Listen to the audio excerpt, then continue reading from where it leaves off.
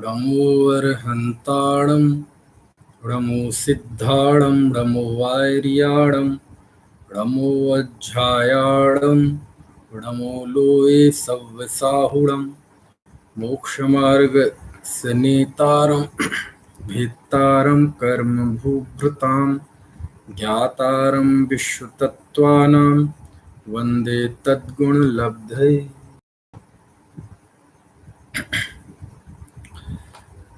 तत्वार्थ सूत्र। तत्वार्थ सूत्र के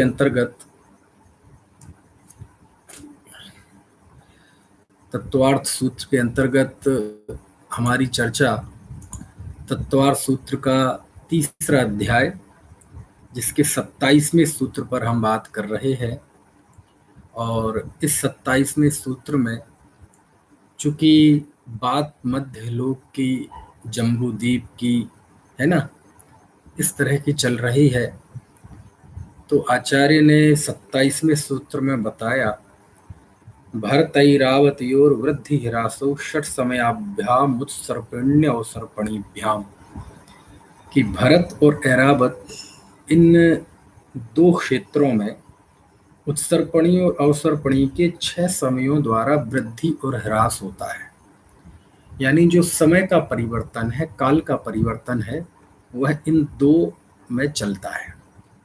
और पिछली कक्षा में संक्षेप हमने कुछ जानने की कोशिश भी की थी कि कैसे इसमें काल परिवर्तन होता है। तो आपको शायद ध्यान होगा कि एक कल्प काल होता है जिसमें एक उत्सर्पणी होती है और एक अवसर्पणी होती है, और ये उत्सर्पणी और अवसर्पणी दोनों मिला के ही एक कल्पकाल कहते हैं। एक कल्पकाल 20 कोड़ाकोड़ी सागरोपम का होता है, जिसमें 10 कोड़ाकोड़ी सागरोपम की उत्सर्पणी और 10 कोड़ाकोड़ी सागरोपम की अवसर्पणी, इस तरह से इसका गणित होता है। और उत्सर्पणी काल में सब कुछ वृद्धि को प्राप्त होता है, सब कुछ बढ़ता जाता है, अच्छी चीजें बढ़ती जाती हैं और खराब चीजें घटती जाती हैं, है ना।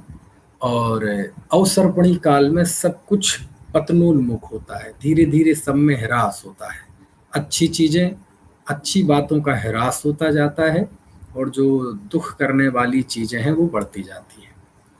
तो उत्सर्पणी और अवसर्पणी, है ना। तो ये है वृद्धि और ह्रास। कहीं जगह मैंने इसको सर्पणी के उपमा से भी पढ़ा है, मुझे ध्यान नहीं आ रहा कहाँ, कि जैसे आपने देखा होगा सर्प जो होता है, नीचे से उसकी पूंछ पे जाए तो बिल्कुल नोक पतला होता है, और ऊपर जाते फण आते आते मोटा हो जाता है, फण फैलाता है ना ऐसे। तो उत्सर्पणी यानी नीचे से ऊपर तरफ जाएंगे तो वो वृद्धि को प्राप्त होता जाएगा, और अवसर्पणी ऊपर से नीचे आएंगे तो वो पतला होता जाएगा। तो इस तरह से ये है, और दोनों में 6 काल होते हैं। और अवसर्पणी की दृष्टि से देखा जाए तो 6 कालों के नाम बताए थे मैंने, सुषमा सुषमा, सुषमा, सुषमा दुष्मा, दुष्मा सुषमा, दुष्मा और दुष्मा दुष्मा। ठीक है। तो इन 6 कालों का परिवर्तन केवल भरत और ऐरावत क्षेत्र में ही होता है। शेष जो भूमियां हैं वहां काल परिवर्तन नहीं होता, वहां काल अवस्थित रहता है। अगले सूत्र में आया है, ताभ्याम परा भूमियो अवस्थिता, कि इनके अलावा सभी भूमियां अवस्थित रहती हैं। अवस्थित यानी उनमें कोई परिवर्तन नहीं होता। परिवर्तन नहीं होता मतलब परिवर्तन तो प्रत्येक द्रव्य का स्वभाव है, लेकिन इन 6 कालों का जो परिवर्तन है वो परिवर्तन वहां नहीं होता। ठीक है ना। अब इन जैसे विदेह क्षेत्र है तो वहां कभी परिवर्तन नहीं होता, यही कारण है वहां हमेशा दुष्मा सुषमा काल रहता है। और जो भी जीव मोक्ष जाते हैं, तीर्थंकर, त्रिशला का पुरुष, ये सब है ना कहाँ होते हैं, दुष्मा सुषमा काल में होते हैं। यानी वो अवसर्पणी के हिसाब से जो चौथा काल है, और उत्सर्पणी में यही क्रम उल्टा हो जाता है, तो वहां वो तीसरे नंबर पर पढ़ेगा। तो तीसरे और चौथे का ये चक्कर यदि हम छोड़ दें तो सीधा यदि नाम ले तो ज्यादा आसानी है, कि हमेशा दुष्मा सुषमा काल में ही मोक्ष होता है। ठीक है ना। अब आप इसमें चूंकि कुछ हुंडा और सर्पणी काल का गणित है वो मैं क्रम पे आने पे बताऊंगा, लेकिन अभी आप इतना ही समझिए। तो ये 6 कालों में जैसे इस काल में अभी यहाँ भरत ऐरावत में, और अभी हम भरत क्षेत्र में हैं, तो यहाँ 5वां दुष्मा काल चल रहा है। और दुष्मा काल में 63 शला का पुरुष नहीं होते, कोई मोक्ष नहीं जाता, है ना। आप कहेंगे पंचम काल में मोक्ष गए तो हैं, हाँ गए हैं, लेकिन वो वही जीव गए हैं जो चौथे काल में पैदा हुए थे। जैसे भगवान महावीर के मोक्ष जाने के बाद 3 तो अनुबद्ध केवली हुए, और वो सब पंचम काल में मोक्ष गए, है ना। जम्बू स्वामी पंचम काल में मोक्ष गए, सुधर्मा स्वामी, गौतम स्वामी पंचम काल में मोक्ष गए, श्रीधर केवली पंचम काल में मोक्ष गए, और भी गए होंगे तो उल्लेख नहीं है ना। तो ये सब पंचम काल में मोक्ष गए, लेकिन ये सब पैदा हुए पंचम काल के नहीं थे, ये सब पैदा तो चौथे काल में हुए, है ना, दुष्मा काल में। क्योंकि भगवान महावीर जब मोक्ष गए तो 3 साल 8 महीने 15 दिन बचे थे चौथे काल के। ठीक है। और उसके बाद तो तुरंत तो समझ लो उसके बाद जो गौतम स्वामी हुए तो वो तो बहुत बाद में मोक्ष गए, है ना। वो चौथा काल पूरा हो गया था तब मोक्ष गए, मेरे समझ से 12 साल बाद, है ना। हाँ, 12 12 38 ऐसा गणित है। तो वो 62 सालों में 3 केवली हुए, तो 12 साल बाद हुए गौतम स्वामी को मोक्ष। तो स्वाभाविक है जब 12 साल बाद मोक्ष हुआ तो वो पंचम काल में मोक्ष गए। तो ये सब बातें हैं, बहुत सारी बातें हैं काल चक्र के परिवर्तन में। यदि काल चक्र का परिवर्तन आप पढ़ेंगे अन्य अन्य शास्त्रों में, सबसे पहले तो ये तिलोय पंडिती में इसका वर्णन है ना, और काफी वर्णन है, बहुत रोचक वर्णन है। त्रिलोक सार में भी है, हमारे प्रथमान युग का सर्वश्रेष्ठ ग्रंथ आचार्य जिनसेन के महापुराण में है। आदि पुराण देखेंगे आप, आदि पुराण के 2 भाग प्रकाशित हैं ज्ञानपीठ से, तो उसके शुरुआत में इस काल चक्र का वर्णन है। क्योंकि आदिनाथ भगवान का वर्णन हो और काल चक्र का वर्णन ना हो तो वो पृष्ठभूमि नहीं बन सकती, है ना। तो हमें यदि भारत का प्राचीन इतिहास जानना है कि जिस भूमि पर हम हैं पहले यहाँ क्या था, क्योंकि जो इतिहास की उपलब्ध पुस्तकें हैं आधुनिक ज्ञान विज्ञान की दृष्टि से, उसमें कितना लिखा होगा, 100 साल का, 200 साल का, 500 साल का, 1000 साल का, 2000 साल का, और दूर दूर चले जाएं तो प्राग ऐतिहासिक काल की कुछ बातें मिल जाएंगी, है ना। और कई कई सभ्यताओं के नाम आते हैं इतिहास में, मेसोपोटामिया की सभ्यता, हड़प्पा की संस्कृति तो है ही, अपने यहाँ सिंधु घाटी की सभ्यता, माया सभ्यता, वो सब दावा करते हैं कि कितनी पुरानी पुरानी सभ्यताएं थी, है ना। और हमारे जो अनेक विद्वान हैं, है ना, इतिहास खोजी वाले, तो वो महाभारत की चर्चा करते हैं कि महाभारत 500 साल पहले महाभारत हुआ था। तो यदि उसको भी उनके हिसाब से सत्य मान लें तो 5000 साल से ज़्यादा का इतिहास नहीं है। लेकिन इतिहासविद भी मानते हैं, जो निष्पक्ष इतिहासविद हैं वो ये मानते हैं कि यदि आपको भारत का प्राचीन इतिहास जानना हो तो सबसे बढ़िया स्रोत यदि कोई है तो जिनसेन स्वामी द्वारा रचित महापुराण है, जिसका मैं अभी जिक्र आपसे कर रहा था। तो आपको जरूर पढ़ना चाहिए, उसमें आपको पूरी जानकारी मिलेगी। और ये जो काल परिवर्तन जब हुआ था, जब ये चौथा काल आया, क्योंकि पहले 3 हमारे यहाँ भी तीसरे काल तक भोग भूमियां थी, चौथा काल जब आया तो वो जो संक्रमण काल था, संक्रमण काल से आशय बदलाव का युग था, उस बदलाव का बड़ा मार्मिक चित्र खींचा है आदि पुराण में, और बाकी हमारे करणान युग के ग्रंथों में तो है ही, तिलोय पंडिती, तिलोक सार आदि में, आदि पुराण में मार्मिक चित्र खींचा है ना। तो उससे आपको पता बहुत सारा ज्ञान जानकारियां मिलेंगी आपको, और बहुमान भी आएगा कि यदि भगवान ऋषभ देव को सारे विश्व में इतना नाम है उनका, हर सभ्यता हर संस्कृति में ऋषभ देव किसी न किसी रूप में हैं, और भारत का उज्ज्वलतम इतिहास यदि आपको पीछे पीछे जाएंगे तो वो ऋषभ देव तक जाएगा। और उसके पहले तो भोग भूमि थी, जिसे वो देव संस्कृति कहते हैं दूसरे दर्शनों में, भोग भूमि थी। तो भोग भूमि में कोई उठा पटक थी नहीं, कोई युद्ध नहीं थे, कोई जीतना हारना नहीं था। तो ये आदिनाथ तक चला जाता है इतिहास, और बहुत जबरदस्त है जान। और जितने भी टीवी पे सीरियल बने ना, महाभारत, रामायण, काफी लोकप्रिय हुए, है ना। हमारे चाणक्य पे भी, चाणक्य चंद्रगुप्त पे भी सीरियल बने, प्राचीन से प्राचीन कथानकों पे, इतिहास पे सीरियल बने। और सच में जैसे ये सीरियल बने ना, ऐसे आदि पुराण पे सीरियल बनना चाहिए, है ना। आदि पुराण में जो काल चक्र का परिवर्तन है, आदिनाथ के समय पे कैसे समय परिवर्तित हुआ, उस समय की दंड व्यवस्था क्या थी, अर्थव्यवस्था क्या थी, राज व्यवस्था क्या थी, वर्ण व्यवस्था कैसे चली, है ना। और भोग भूमि से कर्म भूमि आए तो क्या क्या चुनौतियां थी जीवों के सामने, कैसे कुलकरों ने जीवन जीने की कला सिखाई, कैसे ऋषभदेव ने शासन व्यवस्था, भरत जी ने कैसे है ना चक्रवर्तित्व किया। तो ये सारी चीजें जो है ना, इतना जबरदस्त सीरियल तैयार हो, इतना जबरदस्त सीरियल तैयार हो कि देखें तो लोग रामायण और महाभारत को भूल जाएं। समझ में आया ना, है ना। खैर, तो सुनने में आया था कि कहीं किसी ने कुछ प्रयत्न भी किया है थोड़ा बहुत, अब वो सुनने में ही था कि क्या था पता नहीं, लेकिन बहुत जबरदस्त है, बहुत जबरदस्त। आपने देखा होगा पंच कल्याणकों में आदिनाथ भगवान का जब जन्म कल्याणक होता है, और दीक्षा कल्याणक में दीक्षा लेने के पहले कुछ बातें दृश्य के रूप में आपने देखा होगा मंच पे दिखाई जाती हैं, तो वो तो बहुत थोड़ी है। असी मसी कृषि विद्या, विद्या, शिल्प, कला, वाणिज्य, ये जो 6 बातें बहुत संक्षेप में दिखाते हैं, उसका नाटकीकरण करके दिखाया जाता है, मंचन किया जाता है।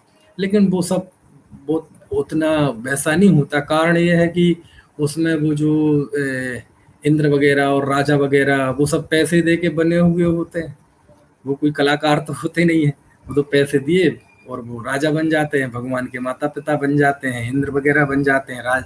तो वो तो सब ऐसे ही होता है ना। लेकिन यदि आपको इसका बहुत जीवंत वर्णन, तो आपको हमारे पुराणों में मिलेगा, आदि पुराण में मिलेगा, हरिवंश पुराण में मिलेगा। बहुत अच्छा, पढ़ना चाहिए। बहुत सारी चीजें हमें जरूर पढ़ना चाहिए, इनके बिना हम जैन धर्म, संस्कृति, इतिहास को नहीं जान सकते, है ना। तो काल चक्र में, इन 6 कालों में, इन्हीं को हम कह देते हैं पहला काल, दूसरा काल, तीसरा काल, चौथा काल, पांचवा काल और छठा काल। और अवसर्पणी चूंकि चल रहा है इस समय, तो हमारा सारा व्यवहार अवसर्पणी को लेकर होता है। हम 6 कालों के नाम भी बोलेंगे तो अवसर्पणी की दृष्टि से, सुषमा सुषमा, सुषमा सुषमा, दुष्मा दुष्मा, सुषमा दुष्मा और दुष्मा दुष्मा। क्रम भी बोलेंगे तो इसी क्रम से, पहला काल, दूसरा काल, तीसरा काल, चौथा काल, पंचम काल, छठा काल। किसी से कहा जाए मोक्ष कहाँ होता है तो सब कहेंगे चौथे काल में। लेकिन ये चौथा उत्सर्पणी का अलग क्रम है और अवसर्पणी का अलग क्रम है। उत्सर्पणी का कहाँ से शुरू होगा? दुष्मा सुषमा, दुष्मा दुष्मा सुषमा, सुषमा दुष्मा, सुषमा और सुषमा सुषमा। ठीक है।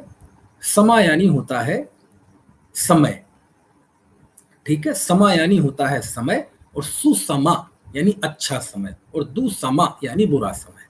और वो इस सरोते का सा फिर व्याकरण के नियमानुसार षटकोण वाला शा हो जाता है, यानी दंत सा का मूर्धन्य शा हो जाता है। तो वो हमसे दुष्मा दुष्मा, सुषमा सुषमा, ऐसे ऐसे उनको बोलते हैं। समझ में? जब हम लोगों ने जयपुर में पढ़ा था, नीलय जी शायद होंगे, है ना, तो वो, तो हम लोग जब ये विषय पढ़ा, अलवर के पंडित जी हैं, आदरणीय पंडित किशन चंद जी, भाई साहब बोलते हैं, उनका जगत नाम है भाई साहब, तो उनसे हमने पढ़ा था करणानी। तो उस समय ऐसा माहौल होता था कि हम लोग मजाक भी उसी में करते थे। तो बोलते थे ये 6 कालों के नाम आए, तो हम कहते थे आदमी 6 प्रकार के। तो मैंने उस समय एक डायलॉग बोले, आदमी 6 प्रकार के होते हैं। अब आपने काल के 6 प्रकार तो सुने होंगे, तो इसी तर्ज पे मैं बना देता था, बोले आदमी भी 6 प्रकार के होते हैं। कौन कौन से? बोले अच्छे अच्छे, अच्छे अच्छे बुरे, बुरे अच्छे, बुरे और बुरे बुरे। खराब खराब, बुरे नहीं, खराब खराब, अच्छे अच्छे, अच्छे अच्छे खराब, खराब अच्छे, खराब और खराब खराब। और फिर साथ में ये भी बोलता था कि इस काल में ऊपर की 3 क्वालिटी होती नहीं, अच्छे अच्छे, अच्छे अच्छे खराब। कहने का आशा ये है कि ये सारी चीजें, ये सब इसलिए बता रहा हूं कि आपके दिमाग में बिल्कुल नाम वो फिक्स हो जाए। चलिए, अब होता क्या है, आपने एक कॉन्सेप्ट सुना होगा, भोग भूमि और कर्म भूमि, ठीक है ना। तो ये जो विदेह क्षेत्र है वो कर्म भूमि है ना, लेकिन वहां परिवर्तन नहीं होता। बाकी की जो भूमियां हैं, है ना, भरत और ऐरावत छोड़ के हेमवत, हिरण्यवत, हरि और रम्यक, ये चार जो क्षेत्र हैं, ये चार क्षेत्र और उत्तर कुरु, देव कुरु, ये भोग भूमियां हैं। इनसे सदा काल भोग भूमि रहती है। इसमें भी तीन भेद हैं, उत्तम भोग भूमि, मध्यम भोग भूमि, जघन्य भोग भूमि। तो जहां जैसे देव कुरु, उत्तर कुरु, देव कुरु उत्तर कुरु, चूंकि आज जूम पे नहीं चल रहा है, नहीं तो मैं चित्र में दिखाता। सुमेरु पर्वत से बिल्कुल बिल्कुल सटे हुए आपको ऐसे चंद्राकार में ऐसे दिखाई देंगे जमीन पे, वो कहलाते गजदंत। ऐसे उत्तर तरफ दो दिखाई देंगे ऐसे, और दक्षिण तरफ दो, तो वो कहलाते हैं गजदंत। और उन गजदंत पर्वतों के बीच का जो क्षेत्र है विदेह में, वो कहलाती है भोग भूमि, उत्तम भोग भूमि है वो। जो उत्तर में है उसे बोलते हैं उत्तर कुरु, और दक्षिण में जो हो उसे बोलते हैं देव कुरु, ठीक है ना। तो वहां उस क्षेत्र का उत्तम भोग भूमि है वहां, ठीक है। और वहां हमेशा उत्तम भोग भूमि रहती है। जो 7 क्षेत्र हैं उसमें हेमवत और हिरण्यवत, ये जघन्य भोग भूमि है। और भरत हेमवत, हेमवत, हरि और रम्यक, ये है मध्यम भोग भूमि, ठीक है। अब आप कहेंगे ये उत्तम मध्यम भोग भूमि क्या है? तो देखो, जब ये काल परिवर्तन होता है तो अवसर्पणी का जो पहला का, अब चूंकि हमारे यहाँ पहला, दूसरा, तीसरा, यानी किसी समय हमारे यहाँ भी पहला काल था, तो पहला काल है उत्तम भोग भूमि का काल, दूसरा काल है सुषमा, ये मध्यम भोग भूमि का काल, और तीसरा सुषमा दुष्मा यानी जघन्य भोग भूमि का काल। तो भरत और ऐरावत में ये परिवर्तन होता रहता है, लेकिन वहां जो हमने बताए देवकुरु, उत्तर कुरु और ये सब, वहां जो काल माने मध्यम भोग भूमि का काल है, तो मध्यम भोग भूमि ही अनादि अनंत है। वहां जघन्य भोग भूमि है तो अनादि अनंत काल तक जघन्य भोग भूमि है। और देवकुरु, उत्तर कुरु में उत्तम भोग भूमि है, तो हमेशा उत्तम भोग भूमि अनादि अनंत काल तक। लेकिन हमारे यहाँ भरत ऐरावत की दृष्टि से वो है सुषमा सुषमा काल। और जब ये यदि इनको हम समय में बंटवारा कर लें, तो पहला काल है 4 कोड़ा कोड़ी सागरोपम का, दूसरा है 3 कोड़ा कोड़ी सागरोपम का, तीसरा है 2 कोड़ा कोड़ी सागरोपम का, ठीक है। तो 9 कोड़ा कोड़ी सागरोपम तो 3 में ही चले गए, समझ गए। अब 3 काल और बचे, तो तीनों काल मिला के हैं 1 कोड़ा कोड़ी सागरोपम। इस तरह ये 6 काल 10 कोड़ा कोड़ी सागरोपम के हैं, ठीक है। पहला काल 4 कोड़ा कोड़ी सागरोपम का, दूसरा काल 3 कोड़ा कोड़ी सागरोपम का, तीसरा काल 2 कोड़ा कोड़ी सागरोपम का, फिर चौथा काल 42,000 वर्ष कम कर दो तो 1 कोड़ा कोड़ी सागरोपम का, ठीक है। कितने कम कर दो? 42,000 साल कम कर दो वर्ष, तो 1 कोड़ा कोड़ी सागरोपम का चौथा काल, दुष्मा सुषमा।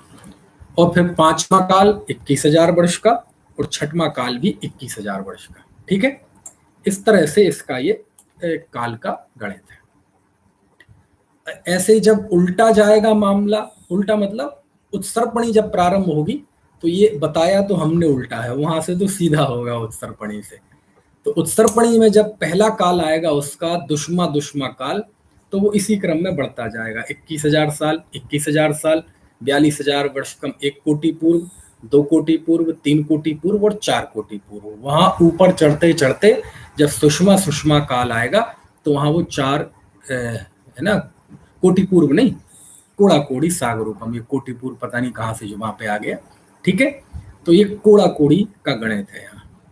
तो फिलहाल अभी हम अवसर्पणी में देखें, तो अभी अवसर्पणी में 4 कोड़ा कोड़ी सागरोपम का पहला काल बीत गया, दूसरा बीत गया 3 कोड़ा कोड़ी सागरोपम का, तीसरा बीत गया 2 कोड़ा कोड़ी सागरोपम का, चौथा बीत गया 21,000 साल 1 कोड़ा कोड़ी सागरोपम का।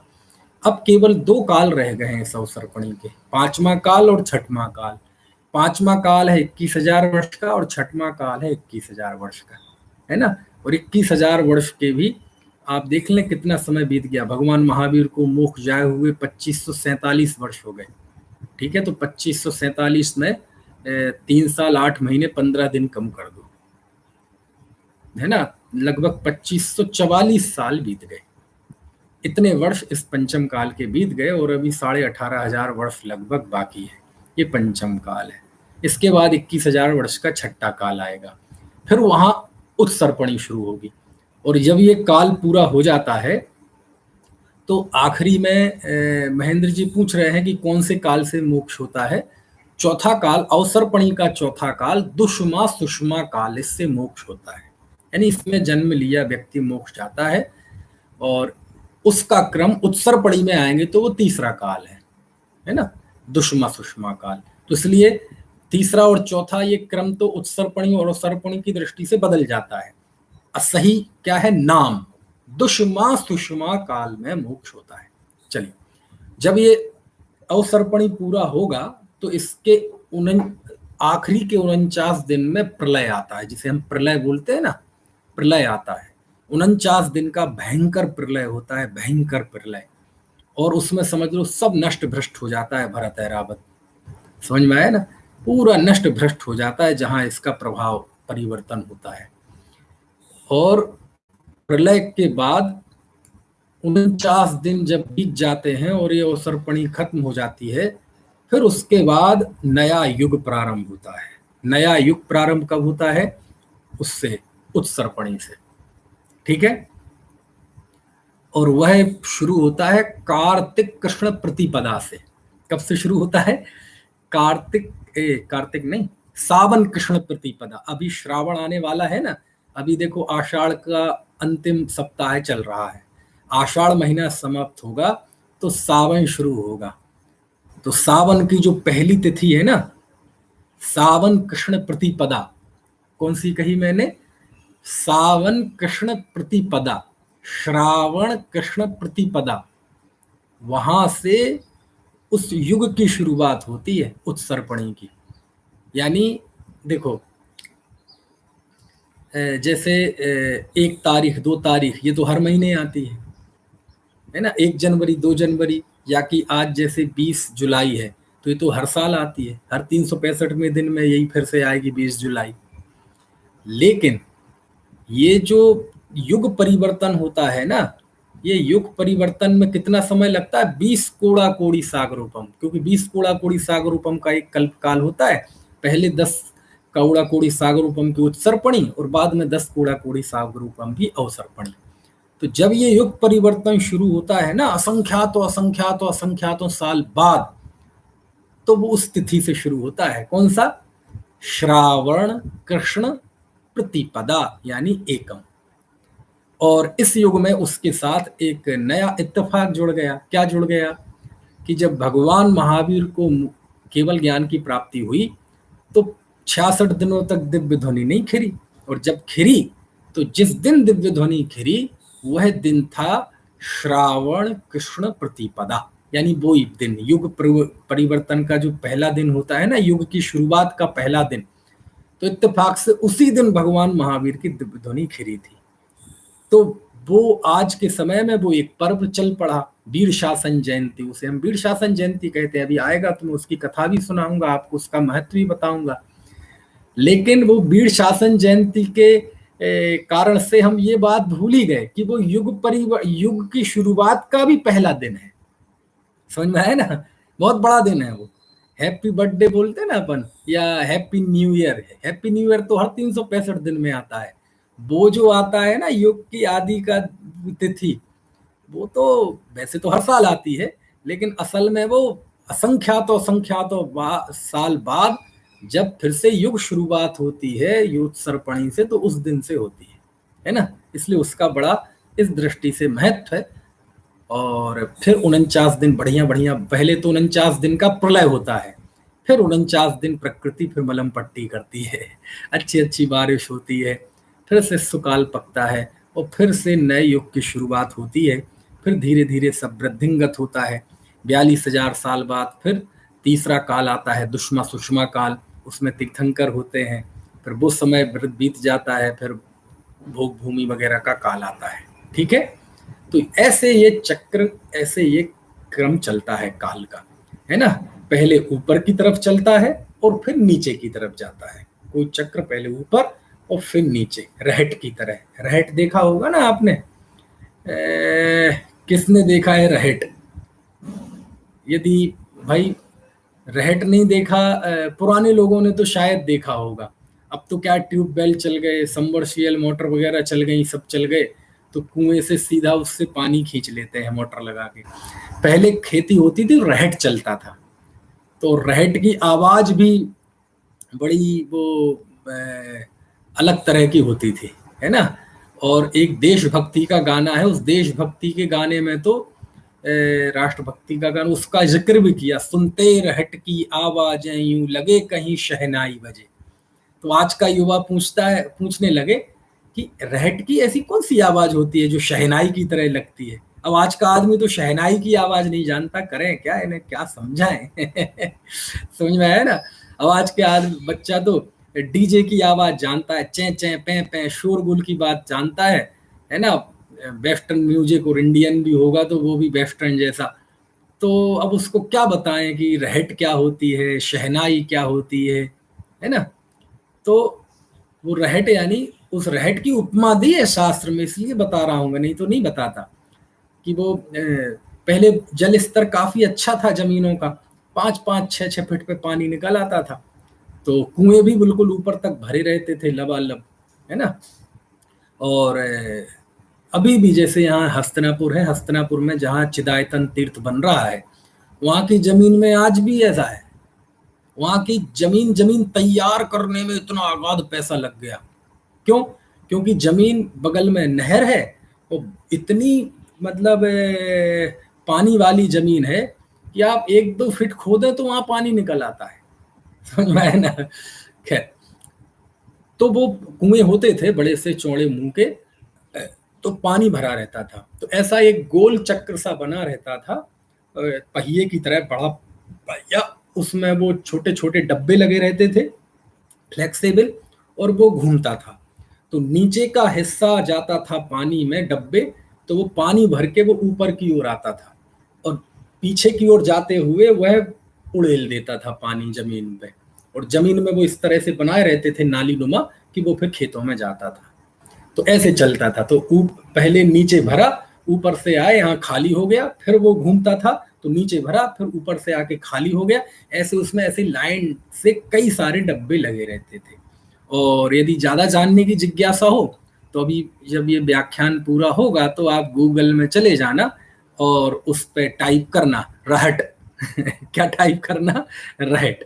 तो रहट को टाइप करेंगे तो उसमें वो सारे चित्र वगैरह आ जाएंगे, ऐसी मुझे उम्मीद है ना। मीना जी बता रही हैं गुजराती लैंग्वेज में कोस बोलते हैं, कोस, है ना। चलो, खुशी की बात है, गुजरात वालों को भी आसानी से समझ में आ जाएगा। तो जैसे रहट ऊपर नीचे होता है, ऐसे ही ये काल चक्र ऊपर नीचे होता है। समझ में आया ना, ऐसे। ठीक है, तो फिर उत्सर्पणी शुरू होती है, कौन से दिन से? श्रावण कृष्ण प्रतिपदा, और चूंकि वो आने वाली है। अब आप देखना, अभी जब एकम आएगी तो वीर शासन जयंती पे तो पूरी बात होगी ही, उस पर गोष्ठियां वगैरह भी होंगी, लेकिन आपको अब चूंकि आपने सुन रखा है तो आपको इसका भी ध्यान जाएगा, क्या कि वो कक्षा में बात आई थी कि युग की शुरुआत का ये तिथि है। ठीक है, चलिए, और अब थोड़ा सा इस काल चक्र को समझते हैं। सबसे पहले है सुषमा काल, अवसर्पणी का। उसमें समय तो मैंने बता दिया, तो वहां से लेके 3 तक ये भोग भूमि का समय है। अब भोग भूमि जरा जाने आप क्या होता है। दरअसल भोग भूमि वो होती है कि वहां बस भोग होता है, कमाना नहीं पड़ता, नहीं, मेहनत नहीं करनी पड़ती, नहीं, वहां जीवों का युगलिया तो जन्म होता है। कैसा? युगलिया जन्म। युगलिया मतलब माता पिता जो होते हैं, मतलब जैसे यहाँ जब युगलिया जन्म होते हैं, मतलब कोई जुगल लड़का लड़की, तो भाई बहन कहलाते हैं, कर्म भूमि में होते कि नहीं। और असली में वही कहलाते सहोदर। आज यदि कोई दूसरा भाई है तो हम उसे संस्कृत में बोलते हैं मेरा सहोदर है। सहोदर मतलब एक ही पेट से पैदा होने वाला है, यानी माँ, एक ही माँ से मैं पैदा हुआ, एक ही माँ से वो पैदा हुआ, एक ही पेट से, तो उसे बोलते सहोदर। तो ये तो कर्म भूमि में है। लेकिन भोग भूमि में माता पिता मतलब माँ के पेट से युगलीय जन्म होते हैं, और वो भाई बहन नहीं होते, वो दोनों यहाँ की भाषा में कहें तो पति पत्नी होते हैं, है ना। महेंद्र जी पूछ रहे हैं आदि पुराण महापुराण में कहाँ पर मिलेगा ये सब। महापुराण का ही भाग है आदि पुराण। महापुराण के दो हिस्से हैं, एक आदि पुराण और एक उत्तर पुराण।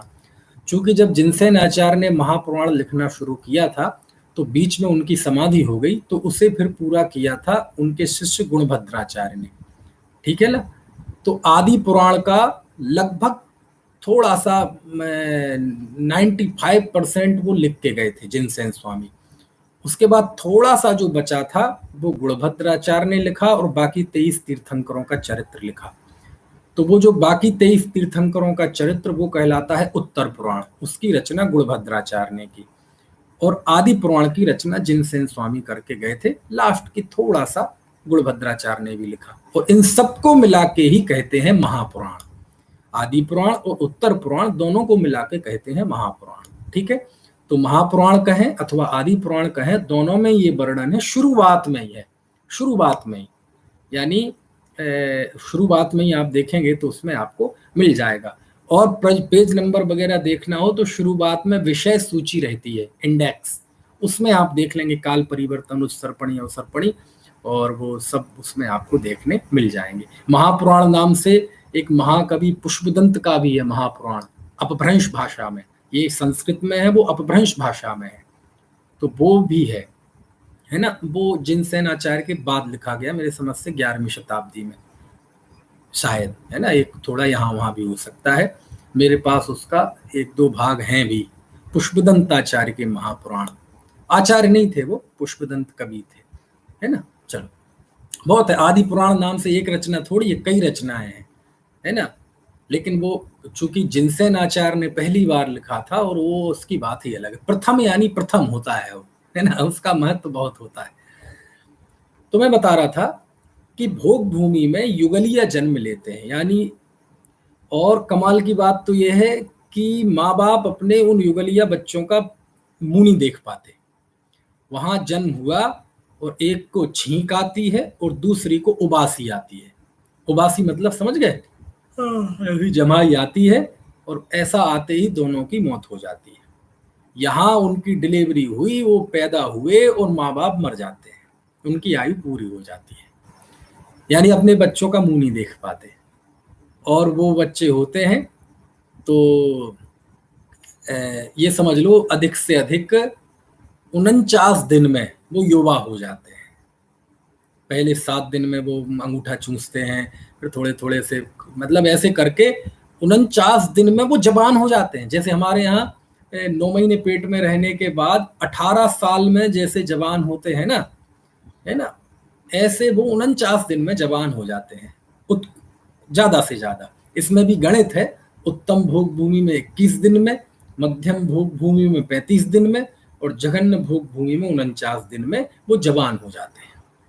और जवान होते ही चूंकि वो जुगलीय जन्म लेते हैं, तो हम ये कहें कि वो पति पत्नी है। पति पत्नी का भी एक संस्कार होता है, हमारे यहाँ शादी हुआ है, वो वैसा नहीं होता, लेकिन समझने के लिए हम कह सकते हैं वो पति पत्नी है, युगलीय है ना। युगलीय शब्द ही आता है शास्त्रों में। तो जैसे हमारे यहाँ पति पत्नी की व्यवस्था है, ऐसे वो पति पत्नी होते हैं। यहाँ तो पति पत्नी में वो भी हो जाए, विवाह विच्छेद भी हो जाए, ना भी हो, शादी हो तो एक कहीं और रह रहा नौकरी के चक्कर में, दूसरा कहीं और रह रहा, है ना, ऐसा नहीं है। वहाँ एक साथ जन्म होता है, यानी अब ये चिंता नहीं है ना, यानी वहाँ वो मैट्रिमोनियल नहीं होती, जैसे अखबारों में आता है ना, वर चाहिए, वधू चाहिए, आपस में एक दूसरे पूछे मेरे बच्चे के लिए कोई बच्ची बताइए, है ना, तो मेरी बच्ची बड़ी हो गई उसके लिए कोई बच्चा बताइए। तो ऐसा नहीं है वहाँ, क्यों? क्योंकि जरूरत ही नहीं है, पैदा ही युगलीय होते हैं, तो अब देखो विचित्रता, यहाँ युगलिया पैदा हो तो भाई बहन, और वहां युगलिया पैदा हो तो वो मतलब पति नर नारी है, पति पत्नी है ना।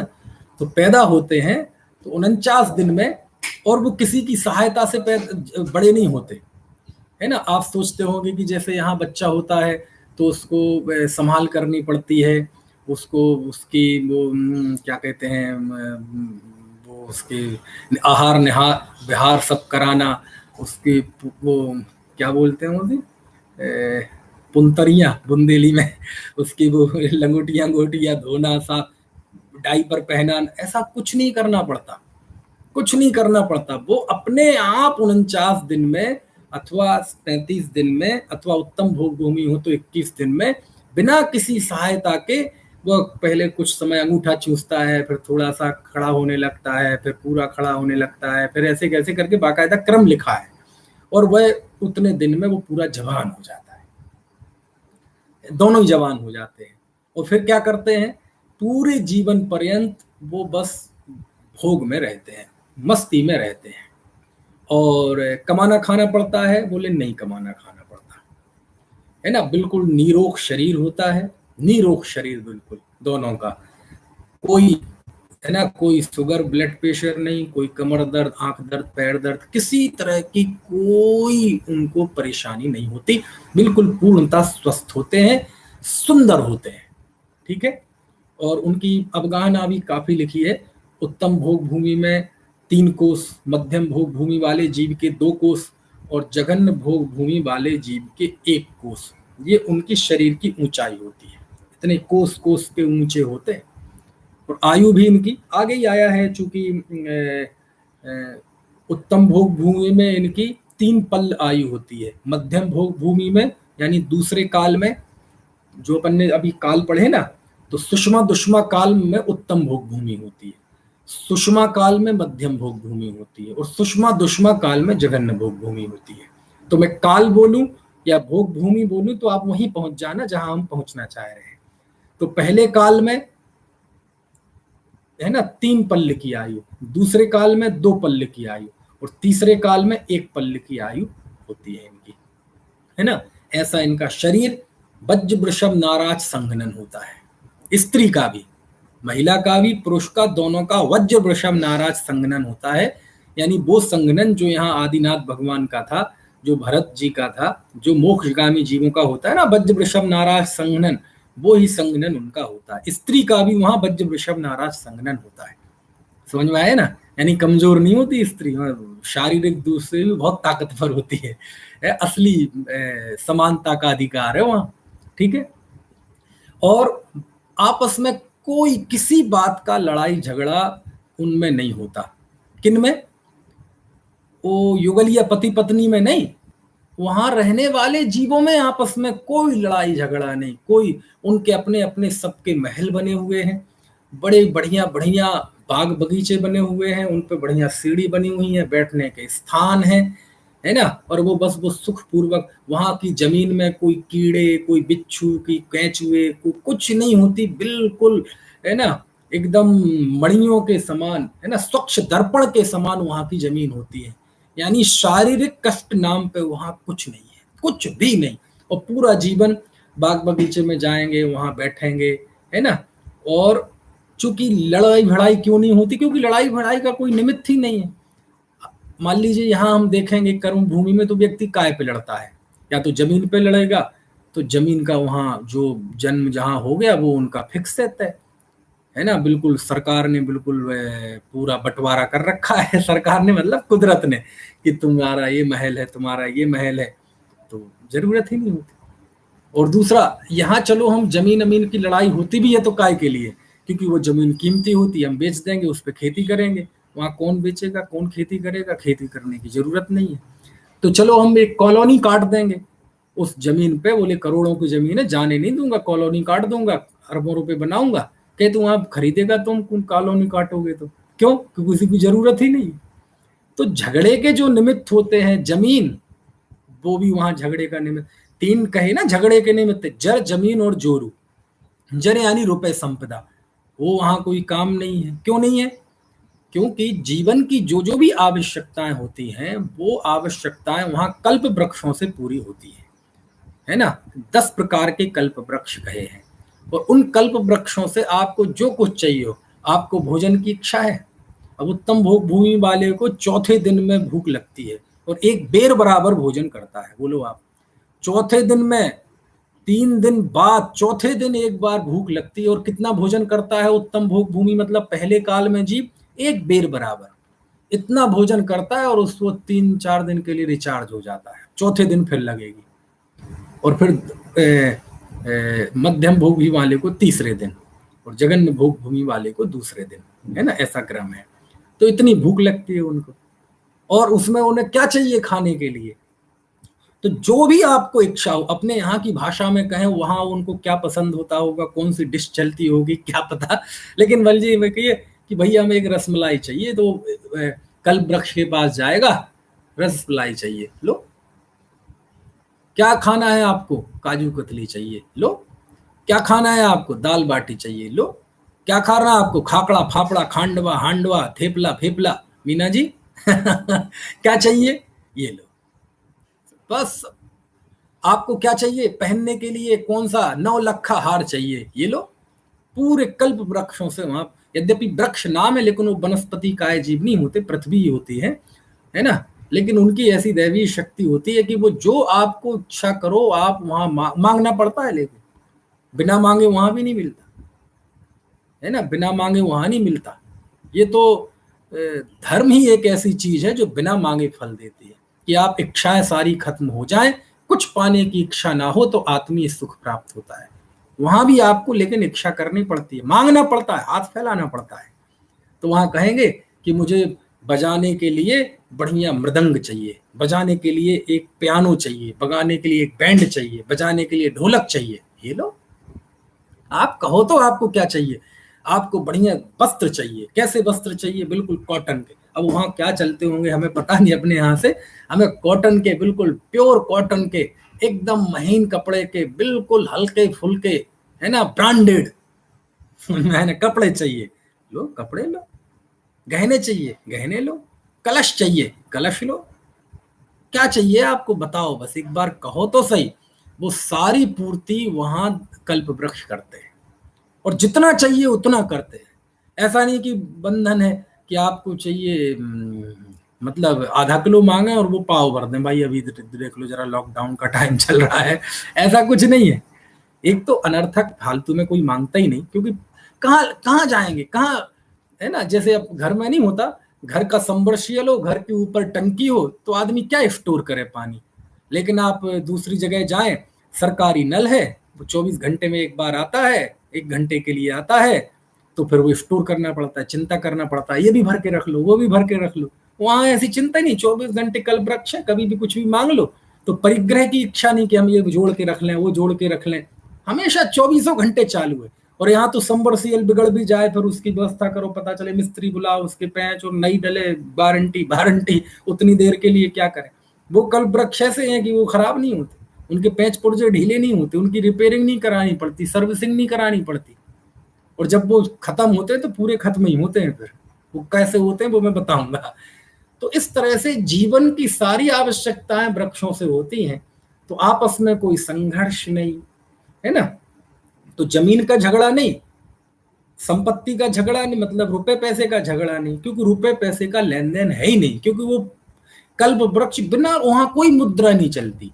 वहां कौन सी करेंसी चलती है, डॉलर, पाउंड, यूरो, टका, रुपया, ना कोई कोई लेन देन नहीं होता वहां।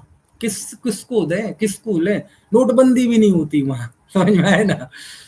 और तीसरा झगड़े का कारण है स्त्री। तो स्त्री की, क्योंकि पहले से ही वो पूरी रजिस्ट्री होके आती है बचपन से ही, है ना, और सबकी स्त्रियां अपनी बहुत सुंदर होती हैं, और वो एक दूसरे में इतने अनुरक्त होते हैं कि किसी एक दूसरे के अलावा किसी को देखने का उन्हें भाव ही नहीं आता, एक दूसरे, है ना, देखने का उन्हें परिणाम ही नहीं आता कि वह ये स्त्री उस दूसरे पुरुष को देखकर आकर्षित हो, ये दूसरी स्त्री को आकर्षित हो, और फिर दोनों में झगड़ा हो, है ना। तो आप देखो भारत में कितने बड़े बड़े युद्ध सारी स्त्री केंद्रित हुए, कोई ना कोई यही भाव रहा, स्त्री का पुरुष के प्रति प्रेम, पुरुष का स्त्री के प्रति प्रेम, है ना। उसने वो अलाउद्दीन, वो क्या खिजली ने वो पद्मावती को देख लिया था शीशे में। पहले तो उसने बात सुन ली किसी के द्वारा पद्मावती का सौंदर्य का वर्णन, तो पगला गया। समझ में आया ना। तो ऐसे सब होता है। तो राजा रत्न सेन था, है ना, उसको उसके तोते ने सुना दिया उसका पद्मावती का रूप वर्णन, तो ये पगला गया।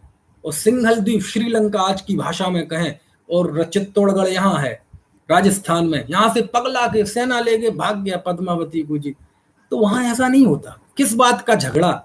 वो युगलिया आपस में इतने अनुरक्त रहते हैं कि एक दूसरे किसी दूसरे के ऊपर आंख उठा के देखते नहीं है। तो ना जर का झगड़ा, ना जमीन का झगड़ा, ना जोरू का झगड़ा। और आज के दौर में तो इनके अलावा और भी झगड़े होते हैं। पद का झगड़ा, मैं अध्यक्ष बनूंगा, मैं मंत्री बनूंगा, बहुत झगड़ा चलता है ना। राजनीति में तो आप देखते ही हैं, किसी को पद ना दे तो वो पार्टी छोड़ देते हैं। जैनियों में भी पार्टी छोड़ देते हैं। अपने मोक्षों में भी बीमारी आ गई, पद ना मिले तो छोड़ने तैयार, धर्म छोड़ने तैयार, समाज छोड़ने तैयार, अलग होने तैयार। तो कई तरह की बीमारियां होती हैं। तो वहां पद ऐसा कोई अध्यक्ष, मंत्री, कोई पारिषद, कोई मेयर, कोई विधायक, ऐसी कोई पद नहीं होते। कोई वहां राजा मंत्री नहीं होता। तो पद का झगड़ा नहीं, है ना, मंच का झगड़ा नहीं, माइक का झगड़ा नहीं कि मैं बोलूंगा जी, मेरा नाम आना चाहिए। तो झगड़े के कोई प्रसंग नहीं है। यही कारण है कि वहां आपस में कोई झगड़ा नहीं होता। वहां के जो भोग भूमि के पशु भी होते हैं, वो भी इतने कोमल परिणाम के होते हैं कि वहां शेर भी हो ना, शेर, क्या कह रहा हूं मैं, शेर भी हो ना, शेर। कौन सा शेर? बब्बर शेर। समझ में आया ना। तो बब्बर शेर भी उन युगलियाओं के गोद में खेलता है, आपस में उनसे भी लाड़ प्यार रहता है। बब्बर शेर, सोचो, वो भी खेलता है, वो भी युगलियाओं के उसको गोद में बिठा लेंगे। इतना ऐसा वहां माहौल होता है ना। तो चलो, अभी आज काफी वर्णन हो गया भोग भूमि का, है ना। ऐसी भोग भूमि को सुन के बहुतेरों को तो मुंह में पानी आ गया होगा। अरे कोई मुंह में पानी लाने की जरूरत नहीं है। ऐसे भोग भूमियों में हम अनंत बार गए हैं। और जिस जमीन पे हम बैठे हैं अभी, मैं यहाँ बैठा हूँ मेरठ, आप अलग अलग जगह बैठे हैं, यहाँ सब जगह भोग भूमि थी किसी समय में। यहाँ भी कल्प वृक्ष थे, यहाँ भी ऐसा ही माहौल था। लेकिन जो जो समय परिवर्तित हो गया, चूंकि अवसर्पणी काल है, तो हमारे हाथ से सारी चीजें खिसकती जाती हैं। और खिसकते खिसकते आज हम यहाँ तक आ गए कि इंच इंच जमीन पे गला काटने तैयार हैं। और क्या क्या हो रहा है सब आप देखते हैं। ठीक है, चलिए, तो अभी का समय हो गया है, इसके आगे चर्चा हम कल सुबह करेंगे। चलिए।